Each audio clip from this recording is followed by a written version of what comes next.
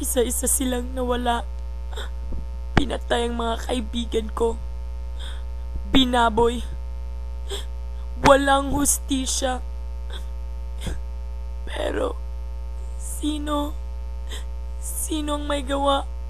Sino ang may kasalanan? Sino?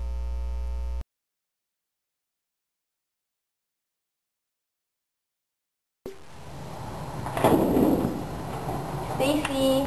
Oh, anong ginagawa niyo dito? Stacy, nandito kami para pag-usapan yung mga nangyayari sa ating barkada. Tsaka para bisitahin ka na rin namin. Sige, salamat. Stacy! Oh, nandito rin pala kayo, Jigo Mitch. Sige, umupo ka na sa akin. Nararamdaman ko talagang may darating pa. Stacy, nandito na ako. Uy! Sige, upo ka na. Oh my God! I'm glad I'm here. Hi, Corinne! Sabi. Oh, buti naman nakaabot ka. Oo nga, guys. May importante akong sasabihin sa inyo. Ano naman yun? Oh, Scarlett, ba't kayo hinihingal? Tumakbo kasi ako rito eh. Ay nako, sige na nga, upo ka na.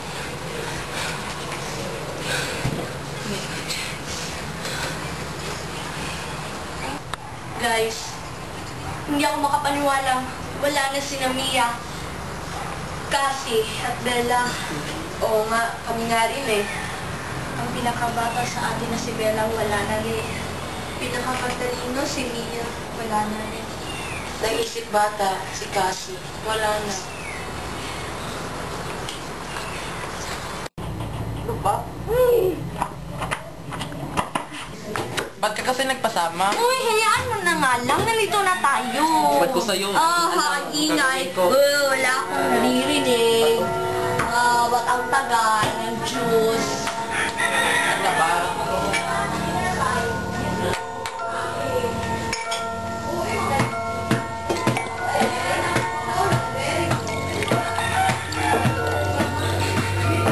Matagal pa ba yan?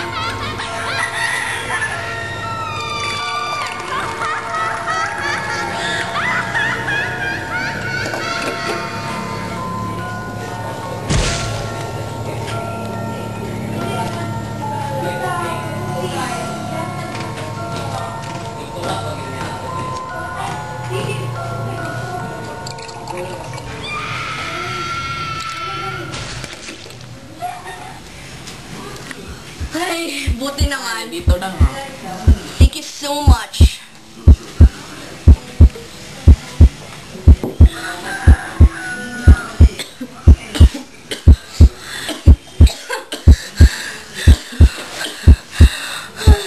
Ano nilagay mo dito?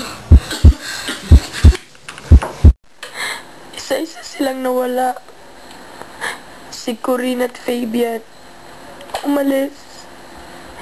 Hindi na bumalik at hindi na nakita. Posible bang isa lang sa amin ang gumawa ng lahat ng to? Pero, sino? Tagal naman ni Sandy? Oo nga, kanina pa yon. Tayo na lang dito, dalawa yung naiwan. Si Jigo at si Mitch, ayun, nagliwalyo na. Tapos mawawala si Sandy. Ano ba? Ay, nako. Siguro'y umiibig ka ay di mo pinapansin. Magtitiis na lang ako, magbabaka sakaling ika'y mapatingin ka ay sa panaginip, ikaw lang ang aking hinihiling. Sa bawat ngiti mo sa panaginip ko, parang ayoko nang magising. Parang nauwaw yata ako. Punta muna ako sa kusina. Sige. Sugal lang.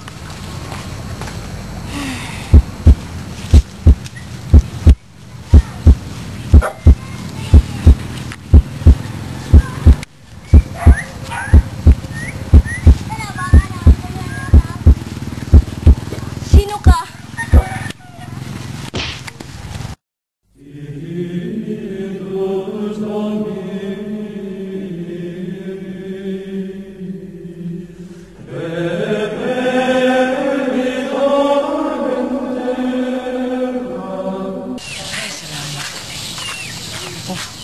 si Mitch.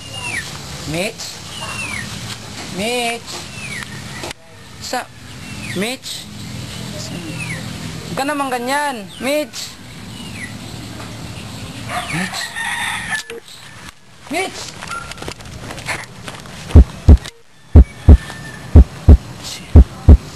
Ikaw? Ako? Ikaw ang dahilan?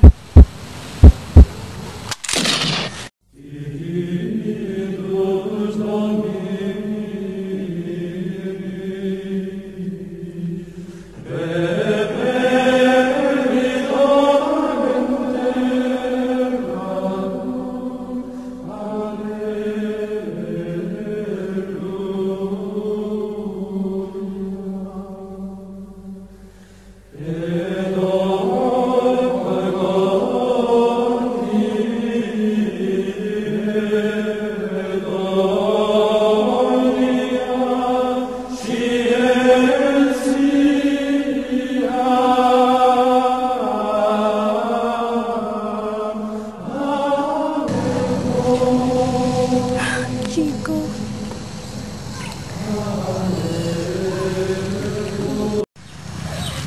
Hello, Veronica.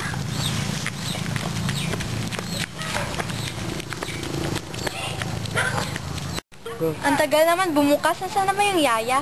Sandy! Veronica? I'm back! Bumalik ka na ng Pilipinas? Oo. Hindi mo ba ako nakikita? Kailan lang? Nung isang linggo. Bakit? Alam na ba ito nila Stacy? Hindi. At dapat, di nila ito malaman. Huwag ka nang tanong ng tanong. Ang kailangan ko, ikaw, hindi sila. Ako? Oo. Di ba mahal mo pa rin si Jigo hanggang ngayon? Huwag mo na nga ipaalala. Bakit naman? Masaya na sila ni Mitch. Pero Ano? Nagagalit ka pa rin sa kanila hanggang ngayon. Alam mo, Sandy, mahal ka ni Jigo. talaga? Oo. Kaya nga lang, naunahan ka ng malanding Mitch na yon. Malandi talaga yung Mitch. Kung hindi lang dahil sa kanya, kami pa rin hanggang ngayon ni Jigo. Gusto mo bang gumante? Gumante. Oo, gante.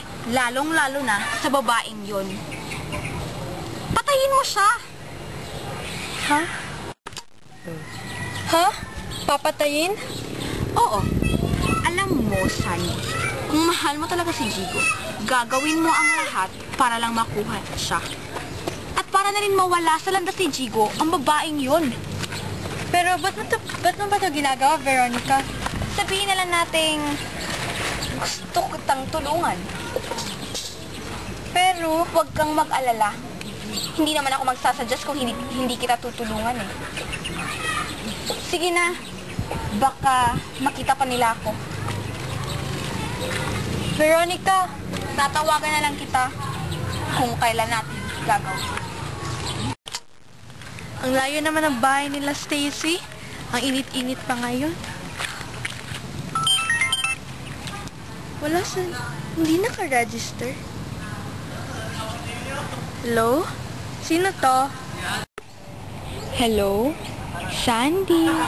Naalala mo pa ba ako? Ikaw ba to, Veronica? Ba't ka napatawag? Tumpak?